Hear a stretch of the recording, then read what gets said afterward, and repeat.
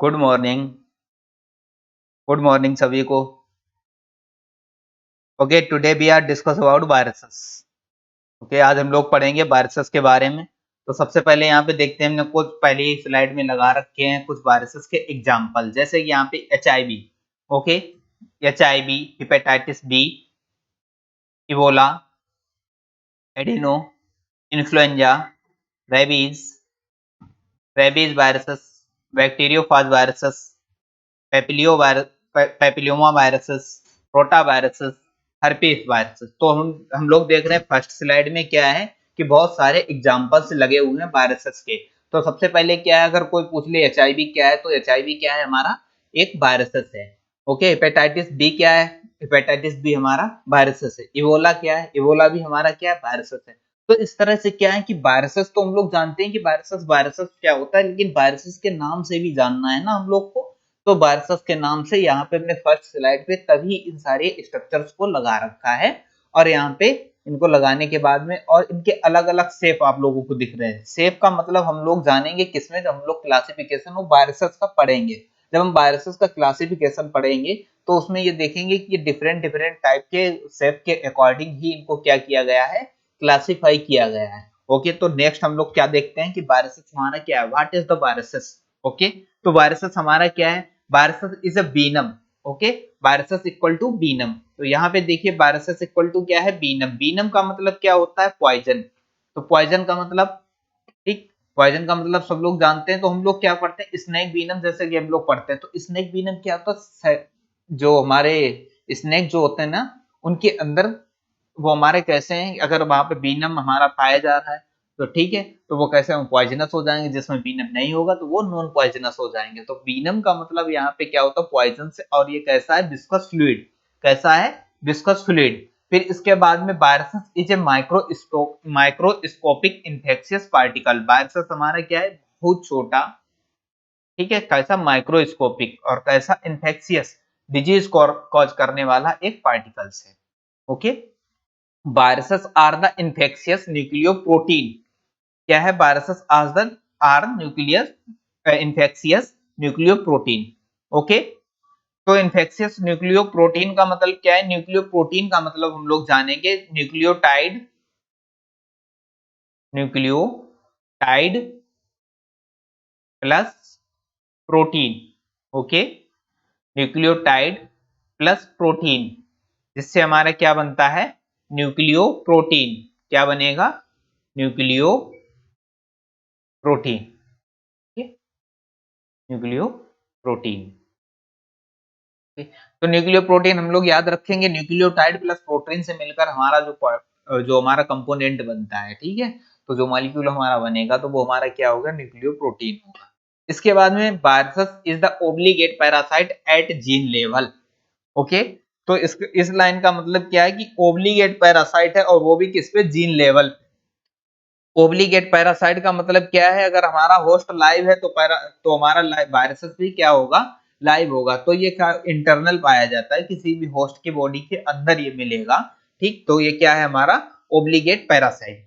Okay, फिर इसके बाद में हम लोग देखते हैं स्ट्रक्चर ऑफ वायरसेस। एक हम लोग बेसिक स्ट्रक्चर देखते हैं और उसमें वायरसेस में क्या क्या प्रेजेंट है इसके बारे में हम लोग जानेंगे। तो सबसे पहले हम लोग देखते हैं आउटर लेयर पे। जैसे हम लोग बाहर की लेयर देखते हैं तो इस टाइप का हम लोग को स्ट्रक्चर मिलता है। ये हमारा क्या है, सरफेस ग्लाइकोप्रोटीन। ये हमारा क्या है, सरफेस ग्लाइकोप्रोटीन। फिर इसके बाद में सरफेस ग्लाइकोप्रोटीन हमारी किससे जुड़ी हुई है, वो हमारी ट्रांसमेम्ब्रेन ग्लाइकोप्रोटीन से जुड़ी हुई है। ओके, तो ये हमारा क्या हो गया, सरफेस ग्लाइकोप्रोटीन। ओके, फिर इसके बाद में दूसरा हमारा क्या है, ट्रांसमेम्ब्रेन प्रोटीन, ट्रांसमेम्ब्रेन ग्लाइकोप्रोटीन। फिर इसके बाद में हम लोग को क्या मिलेगा, यहाँ पे मिलेगा ये मैट्रिक्स। क्या मिलेगा, मैट्रिक्स। ओके, ये हमारा मैट्रिक्स। ओके, मैट्रिक्स के बाद में हम लोगों को यहाँ पे मिलेगा क्या, कैप्सिड। क्या मिलेगा, कैप्सिड। ये हमारा कैप्सिड है। फिर इसके बाद में कैप्सिड के बाद में हमारा यहाँ पे क्या चीज प्रेजेंट है, यहाँ पे हमारा फिर प्रेजेंट है न्यूक्लियो कैप्सिड। क्या चीज, न्यूक्लियो कैप्सिड। अब न्यूक्लियो क्यों है, क्योंकि ये न्यूक्लिक एसिड से, जो कैप्सिड के पार्टिकल हमारे न्यूक्लिक एसिड से जुड़ जाते हैं। न्यूक्लिक एसिड का मतलब आरएनए या डीएनए। तो यहाँ पे ये थ्रेड लाइक स्ट्रक्चर आपको देखने को मिल रहा है। ओके, ये थ्रेड लाइक स्ट्रक्चर आप लोग देख रहे हैं, ये थ्रेड लाइक स्ट्रक्चर हमारा क्या है, ये थ्रेड लाइक स्ट्रक्चर हमारा वायरल आरएनए है। क्या है हमारा थ्रेड लाइक स्ट्रक्चर, हमारा वायरल आरएनए है। वायरल आरएनए से हमारे कैप्सिड के पार्टिकल जुड़े हैं, तभी इनको क्या बोल दिया गया, न्यूक्लियोकैप्सिड। ओके, फिर इसके बाद में सेंटर में हमको 3 एंजाइम मिलेंगे। सबसे पहला यहाँ पे क्या दिया गया है, इंटीग्रेज, दूसरा रिवर्स ट्रांसक्रिप्टेज। ओके, फिर चौथा यहाँ पे क्या दिया है, प्रोटीएज। ओके, तो ये हमारे 3 जो दिए गए हैं ना, ये तीनों हमारे क्या है, एंजाइम है, जो तीनों एंजाइम है। ओके, ये 3 के तीनों क्या है, हमारे एंजाइम। ओके, तो हमारे एक बेसिक स्ट्रक्चर में क्या क्या मिलेगा, हमें सबसे पहले हमको मिलेगा सरफेस ग्लाइकोप्रोटीन मिलेगा, दूसरा ट्रांसमेम्ब्रेन प्रोटीन मिलेगा, मैट्रिक्स मिलेगा, कैप्सिड मिलेगा और ग्लाइकोकैप्सिड मिलेगा। इसके बाद में हमारा वायरल आरएनए मिलेगा और इसमें 3 एंजाइम है, कौन सा, इंटीग्रेज, रिवर्स ट्रांसक्रिप्टेज और प्रोटीएज। ओके, तो इतना हम लोगों को याद रखना है। फिर इसके बाद में हम लोग पढ़ेंगे history and scientific views. Okay, history and scientific views में हम लोग क्या देखेंगे, सबसे पहले हमारे एक साइंटिस्ट आए जिनका नाम क्या था, मेयर। ठीक है, इनका नाम मेयर। तो मेयर कब आए, 1886 में, और उन्होंने डिस्क्राइब किया TMB disease. Okay, TMB disease not causal organism, जो कि कॉजल ऑर्गेनिज्म नहीं है, डिजीज कॉज करने वाला एक ऑर्गेनिज्म नहीं है। इन्होंने बताया कि यह एक क्या है, टीएमबी एक बीमारी है। ओके, फिर इसके बाद में इनके आफ्टर 6 ईयर, ओके, 1892, ओके, 1892 में कौन आए, डिमिस्ट्री इवानोव्स्की। ओके, डिमिस्ट्री इवानोव्स्की आए और इन्होंने डिस्कवरी ऑफ वायरसेस में बताया। ठीक है, डिस्कवरी ऑफ वायरसेस, अब वो किसकी, टीएमबी। ओके, फिर इसके बाद में मार्टिनस बेंजरिंग, ओके, मास्टरिंग बेंजरिंग आए, और कब आए ये, इनके 6 ईयर, आफ्टर 6 ईयर। देखिए यहां से यहां तक अभी तक 6 ईयर का ही गैप चल रहा है, तो आफ्टर 6 ईयर फिर कौन आए, हमारे मार्टिनस बेंजरिंग। ठीक है, कॉन्टाजियम वाइवम फ्लूइडम, इन्होंने एक टर्म दिया कॉन्टाजियम वाइवम फ्लूइडम, मतलब लिविंग इन्फेक्शियस फ्लूइड। तो लिविंग इन्फेक्शियस फ्लूइड इन्होंने बताया कब, 1898 में इन्होंने बताया इसको। फिर इसके बाद में F W T rod and F S D हेरल।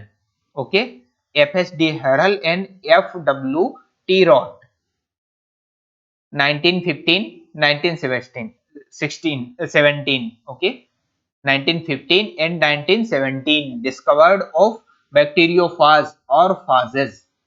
तो बैक्टीरियोफाजेस को किसने डिस्कवर किया, एफ डब्ल्यू टी रॉड 1915 और एफ एस डी हेरल 1917। इसके बाद में नेक्स्ट साइंटिस्ट हमारे कौन है, डब्ल्यू एम स्टैनले, 1935 में crystallise the tobacco mosaic viruses. इन्होंने टीएमबी को क्या किया, क्रिस्टलाइज किया। कब क्रिस्टलाइज किया, इन्होंने क्रिस्टलाइज किया इसको 1935 में। उसके बाद में वावडेन इन पेरिस, इसके बाद में कौन आए, वावडेन इन पेरिस आए, कब, 1937 में। Okay, 1937 first of all studied the chemical nature of the viruses and said that these are nucleoprotein. इन्होंने सबसे पहले डिस्कवरी की, उसमें जो केमिकल्स प्रेजेंट था, ओके, और उसका क्या नाम इन्होंने दिया, न्यूक्लियोप्रोटीन, और इन्होंने उसको क्या बताया, ये एक न्यूक्लियोप्रोटीन है। ओके, फिर यहाँ पे देखिए एक्सेप्शन, एक्सेप्शन में आप लोगों को देखने को मिलेगा ल्यूकोवायरसेस। कौन सा, leucoviruses. Okay, leucoviruses has both type of the nucleic acid. Both type of nucleic acid का मतलब क्या है, आरएनए और डीएनए दोनों ही प्रेजेंट है, DNA and RNA, DNA and RNA.